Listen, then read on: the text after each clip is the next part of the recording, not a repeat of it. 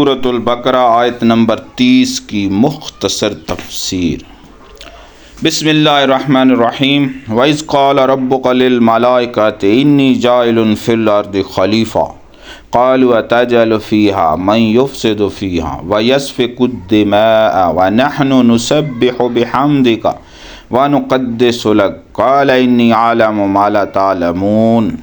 ترجمہ: اور یاد کیجئے جب آپ کے رب نے فرشتوں سے فرمایا میں زمین میں ایک خلیفہ نائب بنانے والا ہوں۔ فرشتوں نے کہا کیا آپ ایسے شخص کو نائب بنائیں گے جو زمین میں فساد اور خون ریزی کرے گا؟ حالانکہ ہم آپ کی حمد کے ساتھ تسبیح کرتے ہیں، آپ کی پاکیزگی بیان کرتے ہیں۔ فرمایا بے شک میں ان چیزوں کو جانتا ہوں جن کو تم نہیں جانتے۔ علامہ محمود آلوسی رحمۃ اللہ علیہ فرماتے ہیں کبھی فرشتے ایسے بدنوں میں ظاہر ہوتے ہیں جن کو ہر خاص و عام دیکھ لیتا ہے، حالانکہ وہ اپنی اصل صورت پر بھی قائم رہتے ہیں۔ حتیٰ کہ کہا گیا ہے کہ جب حضرت جبرائیل علیہ السلام حضرت داہیہ کلبی رضی اللہ عنہ کی صورت میں نبی صلی اللہ علیہ وآلہ وسلم کی بارگاہ میں حاضر ہوتے تھے تو اس وقت سدرۃ المنتہا میں بھی موجود ہوتے تھے، اور کامل ولی اللہ بھی اسی طرح بیک وقت کئی جگہ موجود ہوتا ہے، اور ہر چند کہ یہ چیز بظاہر عقل سے بعید ہے لیکن میرا اس پر ایمان ہے۔ آدم علیہ السلام کی وجہ تسمیہ اور روح کا داخلہ۔ آدم علیہ السلام کو اس نام سے اس لیے موسوم کیا گیا کہ ان کی ترکیب عدیم الارض یعنی زمین کے مختلف رنگوں سے ہے۔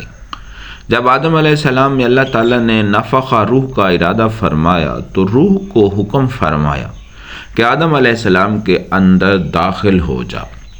روح نے عرض کی الہی یہ جگہ نہایت گہری اور بہت تاریک مکان ہے۔ دوسری بار حکم ہوا تو اس نے پھر وہی معذرت کی، تیسری بار حکم ہوا تب بھی وہی کہا۔ اس کے بعد روح آدم علیہ السلام کے اندر خود بخود داخل ہو گئی۔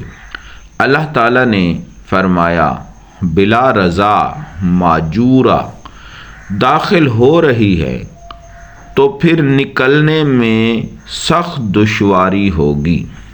یہی وجہ ہے کہ جب روح نکلتی ہے تو سخت تکلیف ہوتی ہے۔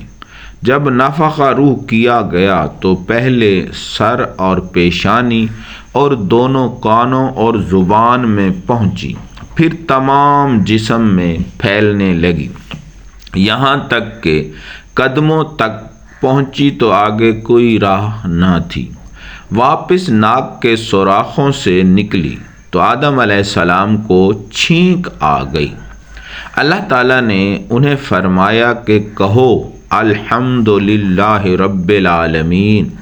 آدم علیہ السلام نے کہا، اللہ تعالیٰ نے فرمایا یا رحمکم اللہ، اللہ تعالیٰ تجھ پر رحم کرے۔ جب روح گھٹنوں کے اندر داخل ہوئی تو آدم علیہ السلام نے چلنے کو چاہا لیکن چل نہ سکے۔